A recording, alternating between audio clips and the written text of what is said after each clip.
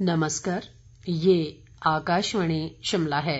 अब आप राजकुमारी चंदेल से प्रादेशिक समाचार सुनिए।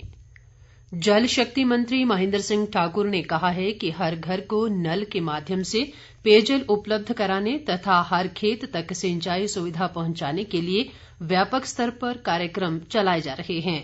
उन्होंने ये भी कहा कि सिंचाई योजनाओं के माध्यम से फसलों में विविधता लाने और सब्जियों के उत्पादन को बढ़ावा देने के प्रयास किए जा रहे हैं ताकि किसानों की आय में वृद्धि की जा सके।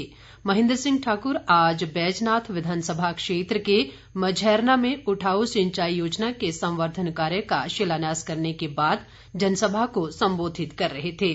उन्होंने इस मौके पर लोगों से कोरोना संक्रमण से बचने के लिए सभी आवश्यक सावधानियां बरतने की भी अपील की।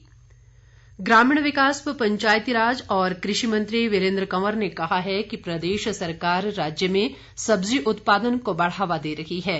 जायका परियोजना इस कार्य में महत्वपूर्ण भूमिका निभा रही है। वीरेंद्र कंवर ने ऊना में कहा कि जायका परियोजना ने फसलों के विविधीकरण और गैर मौसमी सब्जियों के उत्पादन के अलावा किसानों को प्रशिक्षित करने में मदद की है। इसके सकारात्मक परिणाम सामने आ रहे हैं। उन्होंने कहा कि परियोजना का दूसरा चरण लागू होने के बाद प्रदेश में किसानों को दलहन और तिलहन की खेती की ओर ले जाने का प्रयास किया जाएगा ताकि उनकी आय में बढ़ोतरी हो सके। उन्होंने किसानों से जायका परियोजना के अलावा प्रदेश सरकार की अन्य योजनाओं का लाभ उठाकर और नकदी फसलें उगाकर अपनी आर्थिक स्थिति मजबूत करने की अपील की।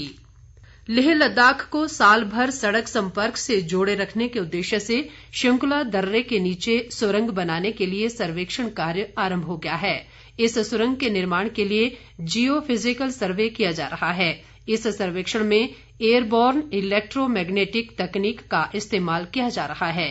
सर्वेक्षण कर रही राइट्स कंपनी के प्रबंधक अहमद शाह ने आकाशवाणी से बातचीत में कहा कि इस तकनीक से जमीन के भीतर लगभग 700 मीटर तक भूगर्भीय स्थिति का पता लगाया जा सकता है।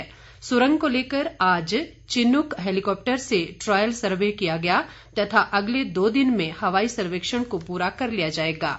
इस सुरंग के बन जाने से लेह लद्दाख क्षेत्र में सीमाओं की सुरक्षा और सुदृढ़ होगी। प्रधानमंत्री नरेंद्र मोदी की महत्वाकांक्षी भारतमाला परियोजना की कड़ी में भी ये सुरंग मील का पत्थर साबित होगी। प्रदेश कांग्रेस अध्यक्ष कुलदीप सिंह राठौर ने कहा है कि यदि अटल टनल रोहतांग की शिलान्यास पट्टिका को निश्चित समय अवधि के भीतर पुनः स्थापित नहीं किया गया तो कांग्रेस आंदोलन करेगी। राठौर आज शिमला में पत्रकारों से बातचीत कर रहे थे। उन्होंने भाजपा पर अटल टनल रोहतांग को लेकर राजनीति करने का आरोप भी लगाया। राठौर ने ये भी कहा कि प्रदेश सरकार कोरोना महामारी के दौर में लोगों को राहत देने के बजाय उन पर महंगाई की मार थोप रही है।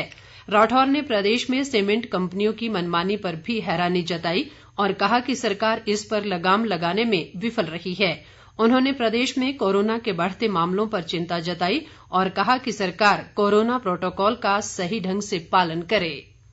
मुख्य सचिव अनिल खाची ने कहा है कि औद्योगिक आपदाओं को न केवल पूरी तरह से रोका जा सकता है बल्कि उचित पूर्व तैयारी के द्वारा जानमाल के नुकसान को भी न्यूनतम किया जा सकता है। मुख्य सचिव आज वीडियो कॉन्फ्रेंस के माध्यम से औद्योगिक क्षेत्रों में रसायन आपदा संबंधी उपायों के लिए टेबल टॉप अभ्यास के मौके पर बोल रहे थे। इसके साथ ही ये समाचार बुलेटिन समाप्त हुआ। नमस्कार।